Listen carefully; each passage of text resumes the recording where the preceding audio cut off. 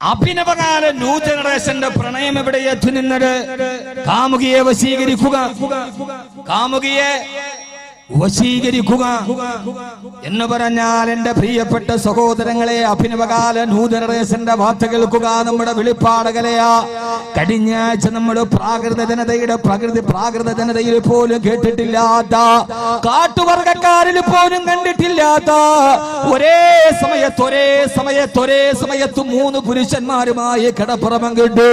അതിലൊരു പുരുഷനെ മറ്റു 2 പേരുമായി കൂടിച്ചേർന്ന് കുളിമുറിയിൽ കൊണ്ടുപോയി തലക്കടിച്ച് കൊലപ്പെടുത്തുമ്പോ അറസ്റ്റ് ചെയ്യപ്പെട്ട പെണ്ണ് പറയാ, അവന്റെ തലയിൽ കരികല്ല് കൊണ്ടടിച്ചത് ഞാനാണെന്ന് മൊഴി കൊടുക്കുമ്പോ, ഇത് ലണ്ടന്റെ കഥയല്ല, ഇത് യൂറോപ്പിന്റെ കഥയല്ല, ഇത് നമ്മൾ എത്തി നിൽക്കുന്ന ഒരു ലോകത്തിന്റെ കഥകളാ. വാർത്തകൾ പറയുമ്പോൾ ഇനി അറിയാത്ത വാർത്തകൾ എത്ര വീടുകളുടെ ഗൃഹാന്തരങ്ങളിൽ നടക്കുകയാ. ഒരേ സമയം 3 ചെറുപ്പക്കാരുമായി കിടപ്പുറ പങ്കിടുന്ന, അതിന്റെ പ്രതികളിൽ രാഷ്ട്രീയ നേതൃത്വത്തിലുള്ളവരുണ്ട്, അതിലെ സമൂഹത്തിൽ മേൽവിലാസമുള്ളവരുണ്ട്, അല്ലാതെ സമൂഹത്തിലെ തെരുവോരത്ത് കിടന്ന് ഭിക്ഷയാടിക്കുന്ന സംസ്കാരമില്ലെന്ന് നമ്മൾ പറയുന്നവരുടെ കഥയല്ല. എന്റെ പ്രിയപ്പെട്ട സഹോദരങ്ങളെ, പറഞ്ഞാൽ നമ്മളെക്കാൾ സംസ്കാരമുള്ളത് ചോർന്നലിക്കുന്ന മടയത്തൊന്ന് തലയുടങ്ങാൻ കഴിയാതെ കടത്തിണ്ണകളിൽ അന്തിയുറങ്ങുന്ന തമിഴ്നാട്ടിൽ നിന്ന് വരുന്ന കറുകറുത്ത നാടോടി പെണ്ണുങ്ങളില്ലേ, രാവിലെ മുതൽ വൈകുന്നേരം വരെ കേബിൾ കുടിച്ചിട്ട് നട്ടുച്ച നേരത്തേക്ക് ജോലി ചെയ്ത് കിട്ടുന്ന പൈസ കൊണ്ട് വൈകുന്നേരം ആ സമയത്ത് കേബിൾ കുടിക്കുമ്പോഴും നിങ്ങളുടെ ഓമനപ്പൈതലിന്റെ മറുഭാഗത്ത് മരത്തിന്റെ കൊമ്പില് ഒരു തുണിയിൽ കെട്ടി തൂക്കിയിട്ട് ആ കുഞ്ഞുങ്ങൾക്ക് പാലൂട്ടി കൊടുക്കുന്ന രാത്രിയിലെ കടത്തിണ്ണയിലെ തന്റെ ഭർത്താവുമൊത്ത് പ്രിയപ്പെട്ട കുഞ്ഞിനെ മാറോട് ചേർത്ത് കിടക്കുന്ന തമിഴ്നാട്ടിലെ നാടോടി പെണ്ണും നാടോടി പുരുഷനും നാടോടി മാതാപിതാക്കൾ അവര് നട്ടുച്ച നേരത്ത് കേബിൾ കുടിച്ചിട്ട് പൈസ കൊണ്ട് മക്കളെ വളർത്തുന്നവർ, ഇതേവരെ അവരെ വളർത്തിക്കൊണ്ട് വന്ന മകളെ വ്യഭിചാരത്തിന് കൂട്ടിക്കൊടുത്തിട്ടില്ല, അതുവഴി അവര് സുഖം തേടി പോയിട്ടില്ല. ആ രാത്രിയിൽ വരുന്ന ദുഷ്ടന്മാരുടെ കൈകളിൽ നിന്ന് മക്കളെ രക്ഷിക്കാൻ കെട്ടിപ്പിടിച്ചു കിടക്കുന്ന നാടോടി പെൺകുട്ടികൾ അവരെ നമ്മളെക്കാൾ സംസ്കാരമുള്ളവരാണോ? കാരണം ഇന്ന് നമ്മൾ കേൾക്കുന്നത് സ്വന്തം പെൺകുഞ്ഞുങ്ങളെ പോലും വിച്ചു കൊടുക്കുന്ന മാതാപിതാക്കൾ, 14 വയസ്സുകാരിയ പെൺവാണിഭ സംഘത്തിന് കൈമാറുന്ന അമ്മ എല്ലാം പറയുന്നത്. അച്ഛനെ പണ്ട് കാലത്ത് നമ്മൾ പറയാറുണ്ട്, മക്കളും ആ പ്രായബുദ്ധിയായാൽ അച്ഛന് പിന്നെ ഉറക്കമില്ല. കാലം മാറി, കഥ മാറി, ന്യൂ ജനറേഷൻ കടന്നു വന്നു. ഇന്ന് പ്രായബുദ്ധിയായ മക്കൾക്ക് ഉറക്കമില്ല. പണ്ട് അച്ഛനാണ് ഉറക്കമില്ലാത്തത്, ഇന്ന് മക്കൾക്കാണ് ഉറക്കമില്ലാത്തത്. ഒരു പെണ്ണ് പ്രായബുദ്ധിയായി കഴിഞ്ഞാൽ ഉറങ്ങിക്കിടക്കുന്ന ബെഡ്റൂമിന്റെ വാതിൽ കുച്ചിടാതെ കിടക്കാൻ അവൾക്ക് പേടിയാ. അവൾക്ക് പേടി കള്ള് കച്ചവടക്കാരനെയല്ല, അവൾക്ക് പേടി സാമൂഹിക വിരുദ്ധനെയല്ല, മറുഭാഗത്ത് കിടന്നിറങ്ങുന്ന സ്വന്തം പിതാവിനെ പേടിച്ചിട്ട് രാത്രിയിൽ കിടന്നുറങ്ങാൻ ഒരു പെണ്ണിനെ കഴിയാത്ത രീതിയിൽ എല്ലാം പെണ്ണാന്ന് കരുതുന്ന ലോകത്തേക്ക് കടന്നു പോകുമ്പോ സഹോദരങ്ങളെ, മലയാളത്തിലൊരു ചെറിയ കവിയുണ്ട് സത്താറാദൂർ, അദ്ദേഹത്തിന്റെ ഒരു ചെറിയ കവിത ഈ സമയത്ത് ഞാൻ വായിച്ചു. അയാൾ പറയാണ്, ഒരു പെൺകുട്ടിയുടെ ഗദ്ഗതം പാതിരാത്തിന്റെ മറവിൽ കിടന്നുറങ്ങുമ്പോ തന്റെ മാരിടത്തിലേക്ക് കമിഴ്ന്നു വീടുന്നവനിൽ നിന്ന് രക്ഷിക്കാൻ വേണ്ടി അച്ഛാ എന്ന് നിലവിളിക്കാൻ വാതുറന്നപ്പോ അപ്പോഴാണ് അവൾ അറിഞ്ഞത് തന്നെ മാനം കെടുത്താൻ വരുന്നത് തന്റെ അച്ഛനാണെന്ന്. ഇനി ആരാണ് അവൾ അഭയത്തിന് വേണ്ടി വിളിക്കുക? ഈ കേരളത്തിന്റെ സാമൂഹിക അവസ്ഥയെ കുറിച്ചിടുന്ന 2 വരികൾ. അച്ഛാ എന്ന് വിളിക്കേണ്ട പെണ്ണിനെ അച്ഛനാണ് കീഴ്പ്പെടുത്തുന്നതെന്ന് വരുമ്പോ ഇനി അവൾ ആരുടെ മുമ്പിനാണ് നോക്കുക? പ്രണയമെന്ന് പറയുന്നത്, പെണ്ണെന്ന് പറയുന്നത് ഭോഗിക്കാനുള്ള ഒരു വസ്തുവാന്ന് കരുതുന്ന ലോകത്തിന്റെ മുമ്പിലാണ് ധാർമ്മികത നഷ്ടപ്പെട്ടു പോകുന്നത്. എന്റെ പ്രിയപ്പെട്ട സഹോദരങ്ങളെ, പ്രണയം പണ്ടുമുണ്ടായിട്ടുണ്ട്, ലൈലാ മജ്നൂന്റെ പ്രണയം ഉണ്ടായിട്ടുണ്ട്. എന്നാൽ കാമുകിയെ കടപ്പുറയിൽ കൊണ്ടുപോയി സർവ്വതം കവർന്നെടുത്തിട്ട് അവളെ മൊബൈൽ ക്യാമറയിൽ പകർത്തി എല്ലാം ഭീഷണിപ്പെടുത്തുന്ന ബ്ലാക്ക് മെയിൽ ചെയ്യുന്ന കാമുകനെ കേട്ടിട്ടില്ല. മജ്നൂ പറഞ്ഞതെന്തെന്നറിയോ? ലൈലാ വമാ ലൈലാ വലമാറ മിഥിലഹാ വകൈഫ തറാ ലൈലാ ബിഐനിൻ തറാ ബിഹാ സിവാഹാ ഫമാ തഖറത് ബിൽ മദാമിഇ. മജ്നൂൻ എന്ന കാമുകം പാടിയൊരു വാക്കാണ്, ഒരു പ്രേമ കാവ്യമാണ് നിങ്ങളോട് ഞാൻ ന്യൂ ജനറേഷനോട് പാടിത്തന്നത്. وكيف ترى ليلى بعين ترى بها سواها فما تخرت بالمدام. എന്റെ ലൈലയെ കണ്ട കണ്ണുകൾ കൊണ്ട് ഞാൻ ലൈലയല്ലാത്ത വേറൊരു പെണ്ണിനെ കണ്ടാൽ പിന്നെ ആ കണ്ണുകൊണ്ടല്ലേ ലൈലയെ കാണണമെങ്കിൽ ആ കണ്ണ് കഴുകിയതിലുള്ള അഴുക്ക് കളഞ്ഞാലല്ലാതെ എന്റെ ലൈലയല്ലാത്തൊരു പെണ്ണിനെ ഞാൻ കണ്ടാൽ എന്റെ കണ്ണ് ശുദ്ധമായി. ഞാൻ പ്രേമിച്ച എന്റെ പെണ്ണല്ലാതെ വേറൊരു പെണ്ണിനെ ഞാൻ നോക്കിയല്ലോ. പിന്നെ അത് കഴുകി ശുദ്ധിയാക്കിയാലല്ലാതെ പിന്നെ എനിക്ക് എന്റെ ലൈലയെ കാണാൻ കഴിയില്ലെന്ന് അവാച്യമായ പ്രണയത്തിന്റെ അനുഭൂതികൾ തന്റെ ഈരടികളോട് ലോകത്തോട് പറഞ്ഞ ലൈലാ മജ്നൂന്റെ ഈരടികളെ കടമെടുത്തിട്ട് ലോകത്തിന്റെ സാംസ്കാരിക നായകനായ ഹുജ്ജത്തുൽ ഇസ്ലാം അബൂ ഹാമിദുൽ ഗസാലി റളിയല്ലാഹു തആല ചോദിക്കുകയാ, എടാ പൊന്നുമോനെ, ഇതാണ് മജ്നൂന്റെ അവസ്ഥയെങ്കിൽ നിന്റെ ഈ കണ്ണുകൾ കൊണ്ട് അല്ലാഹുവിന് ഇഷ്ടപ്പെടാത്ത ഹറാമുകൾ മുഴുവനും കണ്ടിട്ട് മരിക്കുന്നതിന് മുമ്പ് ആ കണ്ണിനെ കണ്ണുനീര് കൊണ്ട് കഴുകി ശുദ്ധിയാക്കാൻ എങ്ങനെയാണ് അല്ലാഹുവിന്റെ ലിഖായിനെ നിനക്ക് കാണാൻ പറ്റുക? ഉള്ള ഹറാമുകൾ മുഴുവനും കണ്ടെടുത്തിട്ട് അവസാനം മരിക്കുന്നതിന് മുമ്പ് കണ്ണുനീര് കൊണ്ട് ഈ കണ്ണൊന്ന് കഴുകി ശുദ്ധിയാക്കാതെ എങ്ങനെയാ നിന്റെ റബ്ബിന്റെ ലിഖായിനെ കാണുക? എങ്ങനെയാണ് നിന്റെ സ്വർഗത്തെ കാണുക? അതുകൊണ്ട് ഹറാമ കാണാനല്ല, ഹറാമ ചെയ്യാനല്ല, പ്രണയമായി വരുന്നവനോട് മഹിസറയെ കുറിച്ച് പറഞ്ഞു കൊടുത്ത പെണ്ണിനെ പോലെ എന്റെ ന്യൂ ജനറേഷൻ ചെറുപ്പക്കാരാ,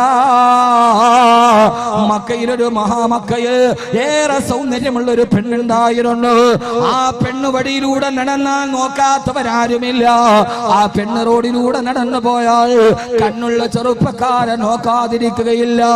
അത്രയേറെ മാദക സൗന്ദര്യത്തിടമായ ഒരു പെണ്ണ് മക്കയിലുണ്ടായിരുന്നു. ഒരു ദിവസം ആ പെണ്ണിന്റെ ഭർത്താവ് പെണ്ണിനോട് ചോദിച്ചു, പത്രേ പെണ്ണേ പെണ്ണേ, നീ റോഡിലൂടെ ഇറങ്ങി നടക്കുമ്പോൾ നിന്നെ നോക്കാത്ത ഏതെങ്കിലും ചെറുപ്പക്കാരന് ഈ മക്കയിലുണ്ടോ പെണ്ണേ? ആ സമയത്ത് പെണ്ണ് പറഞ്ഞു, ഇല്ല ഇല്ല, ഞാനെന്ന് ഇറങ്ങി നടന്നാൽ എന്റെ ശരീരത്തിന്റെ സൗന്ദര്യം കണ്ടാൽ എന്നെ നോക്കാത്തൊരു ചെറുപ്പക്കാരൻ മക്കയിലില്ല.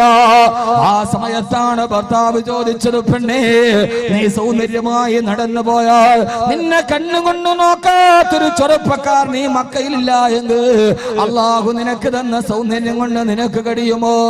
മഹാനായ ഉബൈദ് ബിൻ ഉമൈർ റളിയല്ലാഹു തആല അൻഹു, അദ്ദേഹം മക്ക ഹറമിലെ പണ്ഡിതനാണ്. മക്കയിലെ ഹറമിന്റെ മത്താഫിൽ ഇരുന്നിട്ട് ദർസ് പറഞ്ഞു കൊടുക്കുന്ന അള്ളാഹനെ പേടിക്കുന്ന ചെറുപ്പക്കാരനാ. നിന്റെ സൗന്ദര്യം കൊണ്ട് ഉബൈദ് ബിൻ ഉമൈറിനെ ഒന്ന് നോക്കിക്കാൻ നിന്നെ കൊണ്ട് കഴിയോ പെണ്ണേ? നിന്നെ കൊണ്ട് കഴിയോ പെണ്ണേ? ന്യൂ ജനറേഷൻ ചെറുപ്പക്കാരാ, ചരിത്രത്തിന്റെ ഉബൈദ് ബിൻ ഉമൈറാവാൻ, ചരിത്രത്തിന്റെ ഉമൈർ ബിൻ ഉമൈദാകാൻ വിശ്വത്തിന്റെ വിശാല വീതികൾ, വിശ്വാസത്തിന്റെ വിശാലത പഠിപ്പിച്ചു കൊടുത്ത ഹബീബായ നബി മുഹമ്മദ് മുസ്തഫ സല്ലല്ലാഹു അലൈഹി വസല്ലമയുടെ ജന്മ മക്കയിലാണ് നടക്കുക. ആ പെണ്ണണിഞ്ഞൊരുങ്ങിയിട്ട് മഹാനായ ഉബൈദ് ബിൻ ഉമൈർ റളിയല്ലാഹു തആല അൻഹു മക്കയിലെ ദർസിൽ ഇരുന്നു കൊണ്ട് പറഞ്ഞു കൊടുക്കുകയാണ്. ആ പെണ്ണ് ചോദിച്ചു, ഉബൈദ് ബിൻ ഉമൈറേ, എനിക്ക് നിങ്ങളോട് കുറച്ച് മസല ചോദിക്കാനുണ്ട്, ഞാൻ ചോദിച്ചു കൊള്ളട്ടെയോ നിങ്ങളോട്? ഉബൈദ് ബിൻ ഉമൈർ റളിയല്ലാഹു തആല അൻഹു അനുവാദം കൊടുത്തു. ആ പെണ്ണ് പറഞ്ഞു, ഇല്ല ഇല്ല, എന്റെ ചോദ്യങ്ങൾ പരസ്യമായിട്ടൊരു സദസ്സിന് ചോദിക്കാൻ കഴിയില്ല. നമുക്ക് ആ ഹറമിന്റെ മറുഭാഗത്തുള്ള മുറ്റത്തെ മറവുള്ള ഭാഗത്തേക്ക് മാറി നിൽക്കാം. ആ പെണ്ണവിടേക്ക് മാറി നിന്നു. ഉബൈദ് ബിൻ ഉമൈർ റളിയല്ലാഹു തആല അൻഹു ചോദിച്ചു, എന്താ ചോദിക്കാനുള്ളത് പറഞ്ഞുകൊള്ളുക. ആ പെണ്ണ് ചോദിച്ച ചോദ്യമേനെന്നറിയോ? ഉബൈദ് ബിൻ ഉമൈറേ, ഈ ഭിത്തിയുടെ മറുഭാഗത്ത് ഇങ്ങനെ നമ്മൾ നിൽക്കുമ്പോ ആരും നമ്മളെ കണ്ടിട്ടില്ല. അതുകൊണ്ടെന്റെ ഈ സുന്ദരമായ ശരീരം, മക്കയിലെ ചെറുപ്പക്കാരുടെ ഉറക്കം കടത്തുന്ന മാദക ശരീരം ഞാൻ നിങ്ങൾക്ക് സമർപ്പിക്കുകയാ. എന്നിലേക്ക് വരൂ എന്നിലേക്ക് വരൂ. ഈ സാഹചര്യത്തെയാണ് നമ്മുടെ ഖുർആൻ നമ്മോട് പറഞ്ഞു കൊടുത്തത്. ചന്ദനക്കട്ടിൽ ചാരി ഇരുന്നിട്ട് വീടിന്റെ അറ്റത്ത് നിൽക്കുന്ന സുന്ദരനായ യൂസുഫിനെ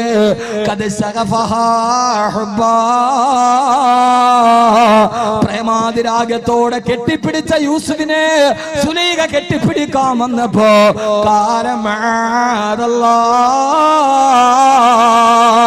എനിക്കെന്റെ റബ്ബിനെ പേടിയാ, എനിക്കെന്റെ റബ്ബിനെ ഭയമാ, എനിക്ക് നരകത്തിന്റെ തീയ പേടിയാ, എനിക്ക് സിറാത്തെന്ന പാലത്തെ ഭയമാ, എനിക്ക് പടച്ചറപ്പിന്റെ മുമ്പ് പച്ചമണ്ണിൽ നിന്ന് പടച്ചെടുത്ത പടച്ചറപ്പിന്റെ മുമ്പ് ഏകനായി വിചാരണയെ നേരിടുന്ന ദിവസത്തെ പേടിയാ എന്ന് പറഞ്ഞിട്ട് സുന്ദരിയായ സുലേഖയോട്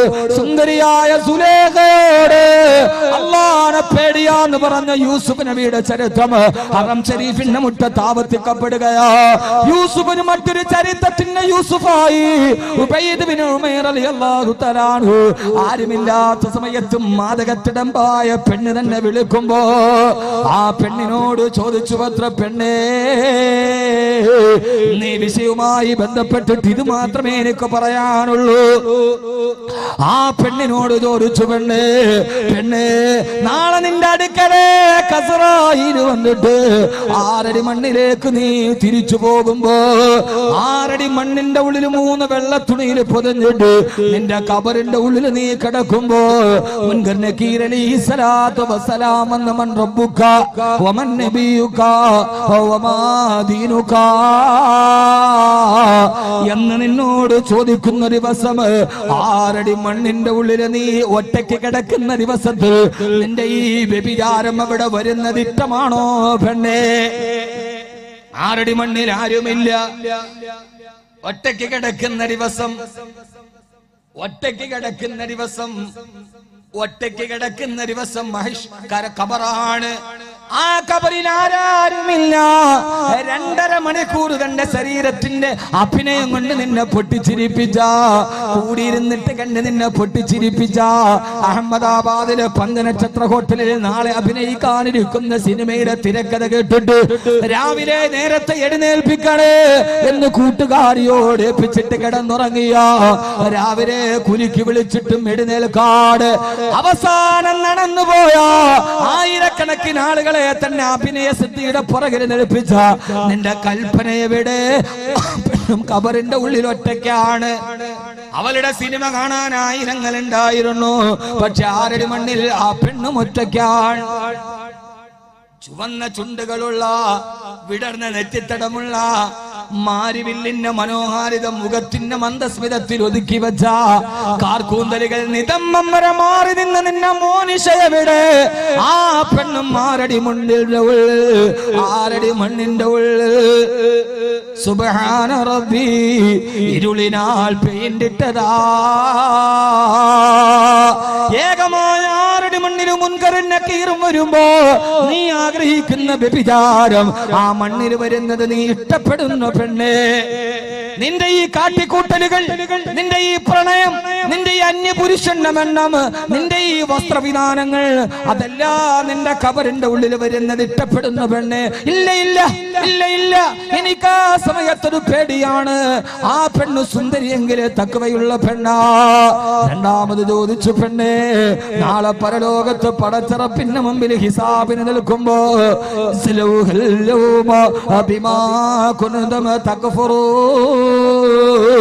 തമ്മാടികളെ മാറി നിൽക്കുന്ന നരകത്തിന്റെ ഭാഗത്തിലേക്കെന്ന് അള്ളാന്റെ മലക്കുകളെ വിളിച്ചു പറയുമ്പോ ആ സമയത്ത് നിന്റെ വിചാരണ നേരിൽ നിന്റെ മുമ്പിൽ വരുന്നത് നിനക്കിഷ്ടമാണോ പെണ്ണേ? ഇല്ല ഇല്ല, എനിക്കിഷ്ടമല്ല. നാളെ എല്ലാം കഴിഞ്ഞ് സിറാത്തിന്റെ മുകളിലൂടെ നടന്നു പോകുമ്പോ നരകത്തിന്റെ തീജ്വാലകൾ നിന്റെ കാതിലേക്ക് കടന്നു വരുമ്പോ അപ്പടി വ്യഭിചാരം അവിടെ വരുന്നത് നിനക്കിഷ്ടമാണോ പെണ്ണേ? ഇല്ല ഇല്ല, എനിക്കിഷ്ടമല്ല. എന്നാൽ അവസാനം ഫരീഖും ഫിൽ ജന്ന വ ഫരീഖും ഫിസ് സഈർ, ഒരു വിഭാഗം സ്വർഗത്തിലേക്ക് പൊക്കോ, ഒരു വിഭാഗം നരകത്തിലേക്ക് പൊക്കോ. സ്വർഗം നമ്മളെ മാടി വിളിക്കുമ്പോ, നരകം നമ്മളെ പേടിപ്പെടുത്തുമ്പോ, സ്വർഗത്തിലേക്ക് പെണ്ണെ നീ പോകാനാഞ്ഞു നിൽക്കുമ്പോ നരകത്തിലേക്ക് പിടിച്ചു വലിക്കാൻ ഈ വ്യഭിചാരം അവിടെ കൂട്ടിനെത്തുന്നത് നിനക്കിഷ്ടമാണോ പെണ്ണെ? അല്ല അല്ല അല്ല അല്ല, എനിക്കിഷ്ടമല്ല. എന്നാൽ അള്ളാനെ പേടിച്ചിട്ട് ഇതിൽ നിന്ന് മാറി നിൽക്കണേ. പൊട്ടിക്കരഞ്ഞുകൊണ്ട് ആ സുന്ദരി പെണ്ണ് എന്റെ വീട്ടിലേക്ക് തിരിച്ചു പോയെങ്കിൽ ഞാൻ എന്റെ പ്രിയപ്പെട്ട സഹോദരങ്ങളോട് സഹോദരിമാരോടും ഓർമ്മിപ്പിക്കുകയാണ്, പ്രണയത്തിന്റെ കാര്യം പറയുമ്പോ പരലോകത്തെ പറയുന്ന ന്യൂ ജനറേഷൻ പെണ്ണും പ്രണയത്തിന്റെ ലൈംഗികത പറയുമ്പോ കബറിനെ ഓർമ്മിപ്പിക്കുന്ന ന്യൂ ജനറേഷൻ പുരുഷനും ഒരു സമൂഹത്തിലുണ്ടാകുമ്പോ എന്റെ സഹോദരങ്ങളെ ആവാൻ തയ്യാറാവണം. അള്ളാഹു തൗഫീഖ് നൽകി അനുഗ്രഹിക്കുമാറാകട്ടെ.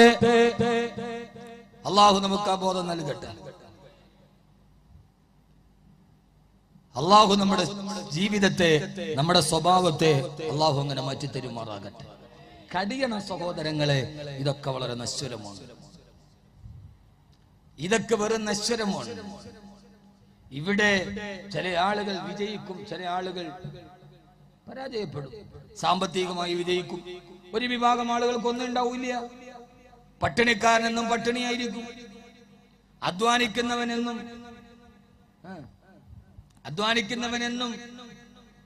അധ്വാനമുള്ളവൻ എപ്പോഴും വിദ്വാന, കുന്നുള്ളതും കുടിയാക്കിടും കുടിയാനാ. അധ്വാനമുള്ളവൻ എപ്പോഴും വിദ്വാന, കുന്നുള്ളതും കുളമാക്കിടും കുഴിയാനാ. വലിയ മണൽക്കൂട്ടമാണെങ്കിലും കുഴിയാന കുറെയൊക്കെ പരിശ്രമിക്കുമ്പോ അത് നിരപ്പായി മാറും. കുഴിയാനയെ പോലെ അധ്വാനിക്കുന്നവൻ അവൻ ജീവിതത്തിൽ വിജയിച്ചു വരും. മണ്ണിന്റെ കൂമ്പാരം കണ്ടിട്ട് കുഴിയാന തിരിച്ചു പോവാറില്ല. അത് അവിടെ ഇരുന്ന് മെല്ലെ മെല്ലെ പുറകോട്ട് ചലിച്ച് കാലുകൾ കൊണ്ട് വയറ്റി വലിയ കുന്നുകൾ കുളമാക്കി മാറ്റുന്ന കുഴിയാനയെ പോലെ അധ്വാനിക്കുന്നവൻ വിജയത്തിലേക്ക് പോകും. പക്ഷെ ഭൗതികമായ ജീവിതത്തിന്റെ ഈ നിരർത്ഥകത്തിൽ ജീവിച്ചിരിക്കുന്നവർ ഒരിക്കലും ഇതാണ് വലുത് എന്ന് കരുതുന്നവർ അവർ ജീവിതത്തിന്റെ വിജയത്തിലോട്ട് കടന്നു പോവില്ല. പിന്നെ തെറ്റുകൾ വരുമ്പോൾ അള്ളാഹനെ ഓർമ്മിപ്പിച്ചു കൊടുക്കുന്ന, പരലോകത്തെ കുറിച്ച് പറഞ്ഞു കൊടുക്കുന്ന, നമുക്ക് ഈ ദുനിയാവ് മതിയോ, ഇങ്ങനെ ജീവിച്ചാൽ മതിയോ, നമുക്ക് നാളെ പരലോകത്തിൽ അള്ളാന്റെ മുമ്പിൽ നിൽക്കേണ്ടതല്ലേ എന്ന ഒരു ബോധത്തിനല്ലാതെ ഒരു സെമിനാറിനും സിമ്പോസിയത്തിനും ഇവരെ നന്നാക്കാൻ കഴിയില്ല. എന്തുകൊണ്ട്? മാരകമായ കരൾ രോഗം ബാധിച്ച് ഇനി കുടിച്ചാൽ മരിക്കുമെന്ന് ഡോക്ടർ പറഞ്ഞിട്ടും കലാപവും മണി. എന്തുകൊണ്ട്?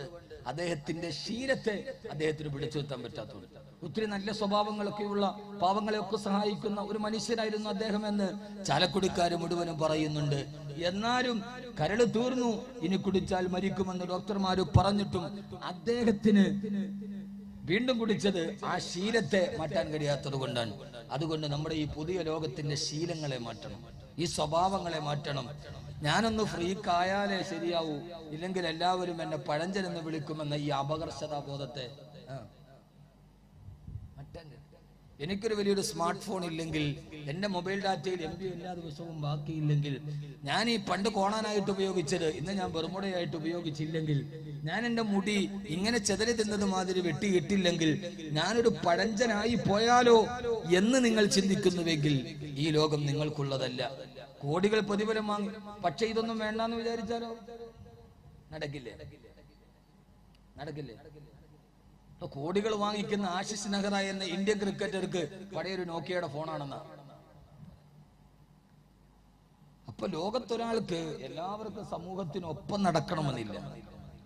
ഞാൻ ഇങ്ങനെ ആയാലേ എന്നെ എല്ലാവരും നോക്കൂ, ഞാൻ അറിയൂ എന്ന ഒരു ചിന്തയാണ് വളർന്നു വരുന്ന കുട്ടികളെ പോലും. കുട്ടികളുടെ ഹെയർ സ്റ്റൈൽ വരെ മാറിപ്പോയി.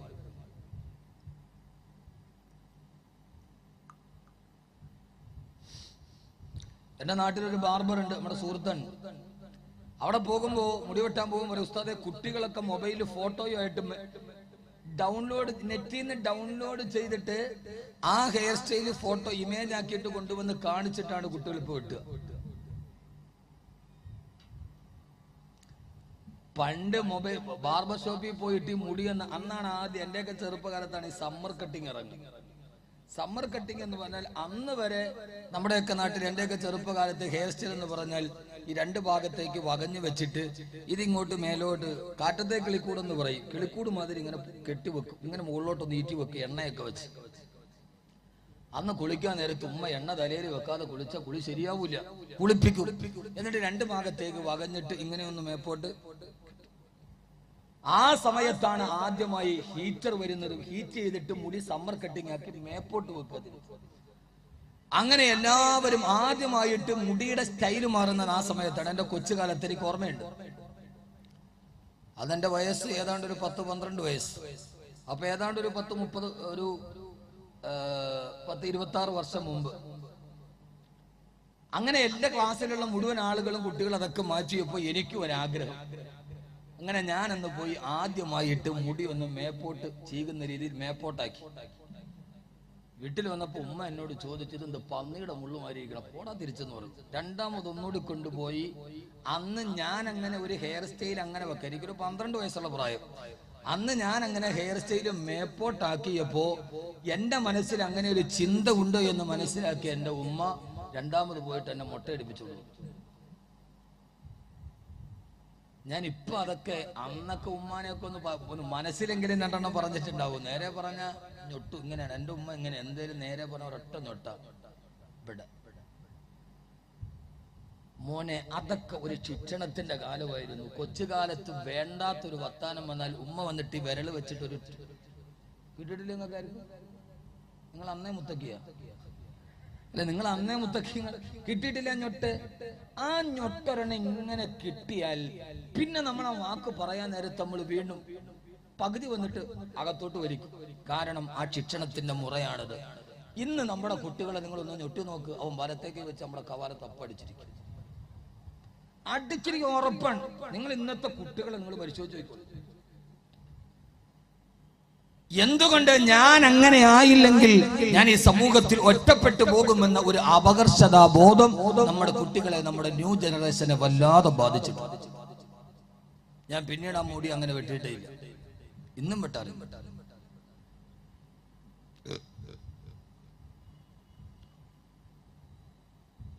അള്ളാഹു നമ്മളെ എല്ലാവരെയും അവന്റെ ഇഷ്ടപ്പെട്ട ദാസന്മാരിൽ ഉൾപ്പെടുത്തി അനുഗ്രഹിക്കുമാറാകട്ടെ.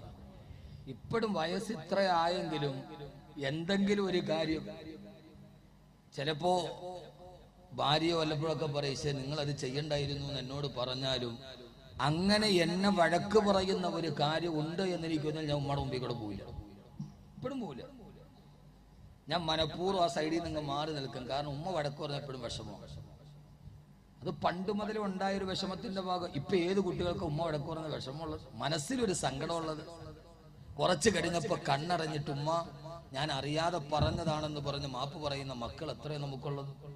നമ്മുടെ മക്കളൊക്കെ ഒരു ന്യൂ ജനറേഷൻ ആയി എന്നുള്ളത് നിങ്ങൾ വിചാരിക്കേണ്ട. ന്യൂ ജനറേഷൻ എന്ന് പറഞ്ഞാൽ മുടി ഇങ്ങനെ ഫ്രീക്കായി ബർമുഡയില് നബിദിനത്തിന് തോരണം കെട്ടിയമാരി മാലുവിട്ട് നടക്കുന്ന കുട്ടികളാണെന്ന് കരുതണ്ട. നമ്മുടെ മക്കൾ മനസ്സുകൊണ്ടൊരു ന്യൂ ജനറേഷൻ ആയിട്ടുണ്ട്. നമ്മുടെ മാതാപിതാക്കൾക്ക് നമ്മൾ ശിക്ഷിക്കാനുള്ള അധികാരമില്ല. നമ്മുടെ വഴിയിലൂടെ സ്വതന്ത്രമായി ചതിക്കാനും ചിന്തിക്കാനും നമുക്ക് കഴിയുമെന്ന് ചിന്തിക്കുന്നൊരവസ്ഥയിൽ നമ്മുടെ മക്കൾ മനസ്സുകൊണ്ടൊരു പുതിയ തലമുറയായി മാറിയിട്ടുണ്ട്. സൂക്ഷിക്കണം, അത് അപകടമാണ്, വളരെയേറെ അപകടമാണത്. ആ ഒരവസ്ഥയിലേക്ക് നമ്മുടെ മക്കൾ നടന്നുപോയാൽ ആ അവസ്ഥയിൽ നിന്ന് നമ്മുടെ മക്കളെ തിരിച്ചു കൊണ്ടുവരാൻ നമുക്ക് കഴിയാത്തത് കൊണ്ടാണ് ആദരവായ പ്രവാചകൻ നബി മുഹമ്മദ് മുസ്തഫ സല്ലല്ലാഹു അലൈഹി വസല്ലം പഠിപ്പിച്ചു തന്നത്. ആദ്യ കാലം മുതലേ നിങ്ങളുടെ ജീവിതത്തിന്റെ തെറ്റുകളിൽ നിന്ന് മാറി നിൽക്കാനുള്ള പരിചരണവും പരിശീലനവും നിങ്ങളുടെ മക്കൾക്ക് കൊടുത്ത് നിങ്ങൾ കൊണ്ടുവരാവൂ എന്ന് ഹബീബായ നബി മുഹമ്മദ് മുസ്തഫ സല്ലല്ലാഹു അലൈഹി വസല്ലമ എന്റെ പ്രിയപ്പെട്ട സഹോദരങ്ങളോട്. അതുകൊണ്ട് ഈ പുതിയ ലോകത്ത് ഒരു വേറിട്ട വഴിയിലൂടെ നടക്കാൻ നമുക്ക് കഴിയണം. അല്ലാഹു തൗഫീഖ് നൽകട്ടെ. ആമീൻ പറ. അല്ലാഹു തൗഫീഖ് നൽകട്ടെ. അല്ലാഹു തൗഫീഖ് നൽകട്ടെ. നമ്മളാണ് മണ്ടന്മാർ. ഇന്ന് ഇന്ത്യ ഓസ്ട്രേലിയ ക്രിക്കറ്റ് അടക്കാണ്. ഇപ്പൊ മിക്കവാറും മഹാമാരി മുഴുവനും അതിന്റെ മുമ്പിലുണ്ട്.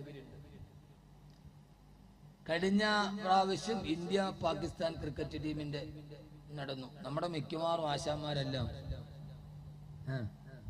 അതിനകത്തുണ്ട്. World cup. ഞാനിപ്പോ സഹാബത്തിന്റെ കഥയൊന്നും പറയുന്നില്ല. ന്യൂ ജനറേഷനോട് ആകാൻ പറ്റും മോനെ, ആകാൻ പറ്റും നമുക്ക്. വേൾഡ് കപ്പ് നടക്കുമ്പോ കഴിഞ്ഞതിന്റെ മുമ്പിലത്തെ വേൾഡ് കപ്പ് നടന്നത് റമദാനിലാണ്. കഴിഞ്ഞ മുമ്പിലത്തെ വർഷമല്ലേ വേൾഡ് കപ്പ് ഫുട്ബോൾ നടന്നത്? കഴിഞ്ഞല്ല, വളർക്കാം. കഴിഞ്ഞ റമദാനിലല്ല എന്നുള്ളൊരു ഉറപ്പായിരിക്കും.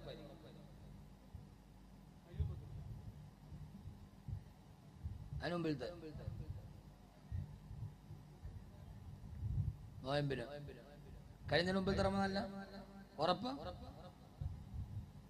ഖുർആനിൽ എത്ര ബിസ്മിയുണ്ട്? കുനിഞ്ഞ് കഴിഞ്ഞതിന് മുമ്പിലത്തെ റമദാനിലാണ് വേൾഡ് കപ്പ് നടന്നത്. ഇങ്ങോട്ട് നോക്ക്. എനിക്കാ കാര്യം ഉറപ്പാ. ഞാൻ കണ്ടത് കൊണ്ടല്ല. അന്നാണ് ഒരു പ്രമുഖ ചാനൽ എനിക്കെതിരെ ആദ്യമായി ഫേസ്ബുക്കിൽ ഉറഞ്ഞു തുള്ളിയത്. ഞാൻ മെസ്സിക്കെതിരെ പ്രസംഗിച്ചു. ആ പ്രസംഗം മെസ്സിക്കെതിരെ ആയിരുന്നില്ല. ഞാൻ മലപ്പുറത്ത് കൂടി പോകുമ്പോ തറാവീഹ് പള്ളിയിൽ നടക്കുന്നു. പള്ളിയുടെ മറുഭാഗത്തുള്ള വിശാലമായ സ്ക്രീൻ ലൈബ്രറിയുടെ മുമ്പിൽ വെച്ച് മുസ്ലിം കുട്ടികൾ വേൾഡ് കപ്പ് കാണുന്നു വിശുദ്ധ റമദാനിൽ. സാവോപോളയിൽ ബ്രസീലിന്റെ സാവോപോളയിലെ ഗ്യാലറികളിൽ ഉണ്ടായ ബ്രസീലിന്റെ കൊടികൾ നമ്മുടെ മുസ്ലിം പള്ളിയുടെ മിനാരത്തിന്റെ മുകളിൽ വരെ കണ്ടപ്പോഴാണ് ഞാൻ പറഞ്ഞത്, നിങ്ങൾ ഈ സംസ്കാരം, മെസ്സിയെ നിങ്ങൾ കാൽപന്ത് കളിയെ സ്നേഹിക്കുന്ന ആളല്ല. ഞാൻ നല്ല സ്പോർട്സ്മാൻ സ്പിരിറ്റ് ഉള്ള ആളാണ്. ഞാൻ ഇപ്പോഴും കളിക്കാറുണ്ട്. അതുകൊണ്ട് ഈ കൊച്ചിക്കാരായ ചെറുപ്പക്കാരോട് ഞാൻ പറയാം, ഞാൻ അങ്ങനെ ഒരു വല്ലാതെ അങ്ങനെ അടച്ചാക്ഷേപിക്കുക. ഞാൻ ഇപ്പോഴും കിട്ടുന്ന സമയത്തൊക്കെ കളിക്കാറുള്ള നല്ല സ്പോർട്സ്മാൻ സ്പിരിറ്റ് ഉള്ള ആളാണ്. ഞാൻ ഇപ്പോഴും കളിക്കാറുണ്ട്. മെസ്സിയെ ഞാൻ വിമർശിച്ചില്ല. മെസ്സി ഈ ഫുട്ബോൾ കളി ഭ്രാന്തന്മാർ നിങ്ങളുടെ മനസ്സിൽ സംസ്കാര അധിനിവേശം നടത്തരുത്. മെസ്സിയുടെ സ്വഭാവം ഇതാണ് എന്ന് ഞാൻ ആ കാര്യത്തെ കുറിച്ച് പ്രസംഗിച്ചപ്പോ അന്ന് ഉറഞ്ഞു തുള്ളിയ ചാനലുകൾ അവരുടെ മുമ്പിൽ പോയിട്ട് ഞാൻ വീണ്ടും പ്രസംഗിച്ചു, മെസ്സി വ്യഭിചാരിയ,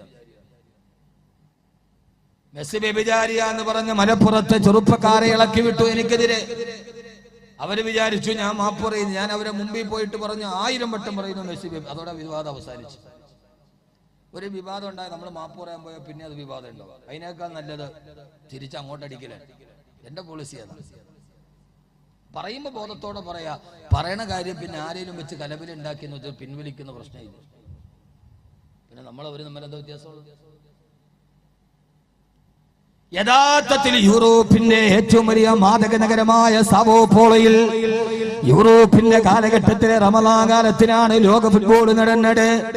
ഇവിടെ IPL-ന്റെ 2020 നടക്കുമ്പോ, ഇന്ത്യ പാകിസ്ഥാൻ മത്സരം നടക്കുമ്പോ അതിന്റെ മുമ്പിൽ അടഞ്ഞിരിക്കുന്ന ചെറുപ്പക്കാരാ,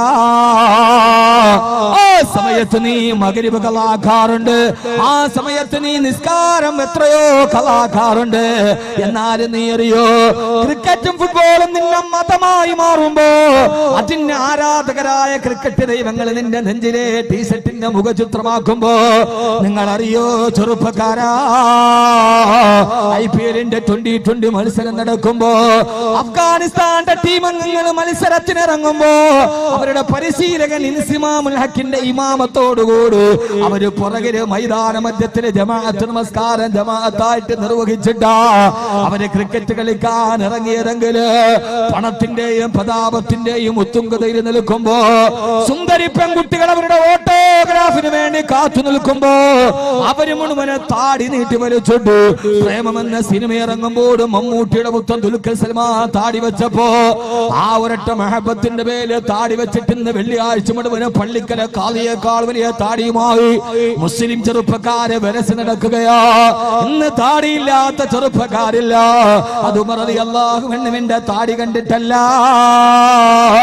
അത് ഖാലിദ് റളിയല്ലാഹു അൻഹുവിന്റെ താടി കണ്ടിട്ടല്ല, അത് അസ്ഹാബുൽ ബദരീങ്ങളുടെ താടി കണ്ടിട്ടല്ല, ദുൽഖർ സൽമാന്റെ താടി കണ്ടിട്ട് ഓരോ സിനിമാ താരങ്ങള് താടിയുടെ സ്റ്റൈല് മാറ്റുമ്പോ ആ താടി സുന്നത്തിനേക്കാൾ വലിയ ആഗ്രഹത്തോടെ വെച്ചു കൊണ്ടുപോയ എന്റെ പ്രിയപ്പെട്ട ചെറുപ്പക്കാരാ, നീയൊക്കെ ന്യൂ ജനറേഷൻ ആരാധിച്ചു കൊണ്ടുപോകുന്ന ക്രിക്കറ്റ് താരങ്ങള് സയ്യിദൻ വരെ ഡ്രസ്സിംഗ് റൂമിൽ ഇരുന്നിട്ട് അല്ലാഹുവിന്റെ ഖുർആൻ ഓതുമ്പോഴാണ് ക്രിസ്ത്യാനിയായ പാക് ക്രിക്കറ്റ് ടീമിലെ ഏക ക്രൈസ്തവ വംശനായ യൂസുഫ് യോഹന്നാ കേൾക്കുക.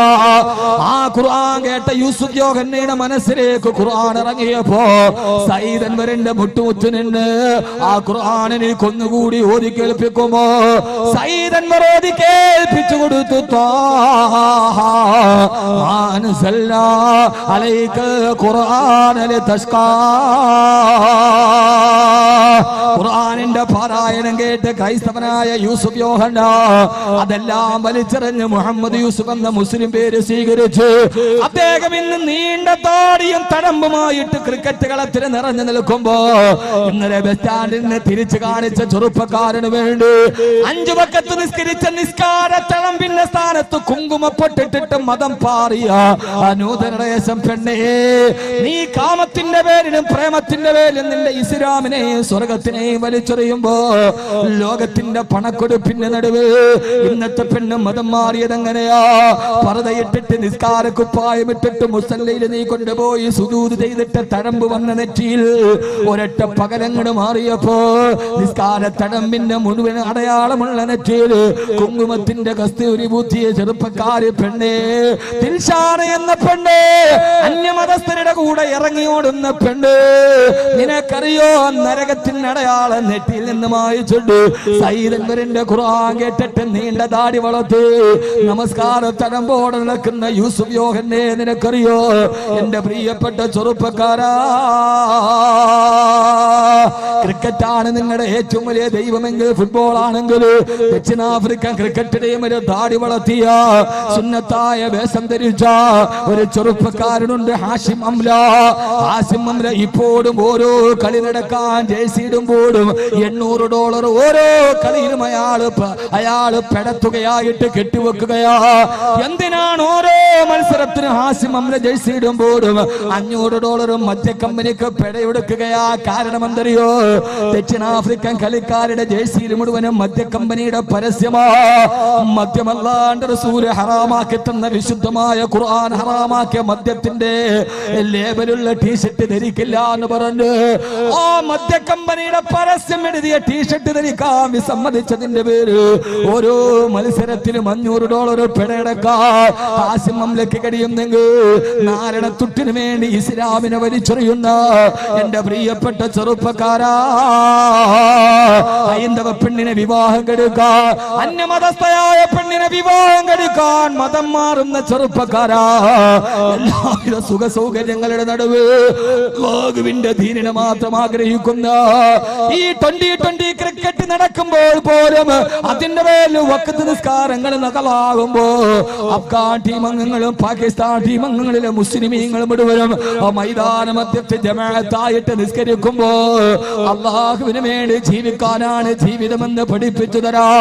കാലത്തിനൊത്ത് നടക്കാനല്ല, അല്ലാഹുവിന്റെ ദീനിന് വേണ്ടി നടക്കാനാണെന്ന് തീരുമാനിക്കാൻ എന്റെ പ്രിയപ്പെട്ട സഹോദരി സഹോദരന്മാർക്ക് കഴിയേണ്ടതുണ്ട്. അതിന് നിങ്ങൾ എന്താ ചെയ്യേണ്ടത്? ഞാനതിന്റെ പരിഹാരമാർഗം പറഞ്ഞു തരികയാ. വെറുതെ നമ്മൾ കുറെ കാര്യങ്ങൾ പറഞ്ഞിട്ട് കാര്യമില്ല. ജീവിതത്തിൽ തെറ്റുകളൊക്കെ സംഭവിക്കാം. പക്ഷേ ഉത്തുലുബ് മതാബന് ഭിന്നദാമതി മുഖിരിആ വബിഅസ്മി തർകി ദംബി ഫീ മസ്തഖബലാ. ചെയ്തു പോയ തെറ്റുകൾ അല്ലാഹുവിനോട് തുറന്നു പറഞ്ഞിട്ട് നിന്റെ ദീനിന്റെ വെളിച്ചത്തിലേക്ക് തിരിച്ചു നടക്കണം. കാരണം ഇനി ലോകം അവസാനിക്കാൻ ഏറെ നാളുകളില്ല. ആരോഗ്യത്തോടെ നിന്നവരൊക്കെ ഒരു പൊടുന്നന് ഒരു ദിവസം കൊണ്ട് മരിച്ചു വീഴുകയാ. കമ്മിന് സഹീഹിന് മാതാ ഉമ്മിന് ഗൈരി ഇല്ലതി വകമ്മിൻ മരീദിൻ ആശ അദഹറന ഇലാ ദഹരി. ഒരൊറ്റ നിമിഷം കൊണ്ടാണ് ആളുകൾ മരിച്ചു വീഴുന്നത്. ഏത് സമയത്താണ് മരണം വരുന്നതെന്നറിയില്ല. അതുകൊണ്ട് ജീവിതത്തിൽ പെട്ടെന്ന് തിരിച്ചു നടക്കണം. അല്ലാഹു തൗഫീഖ് നൽകട്ടെ.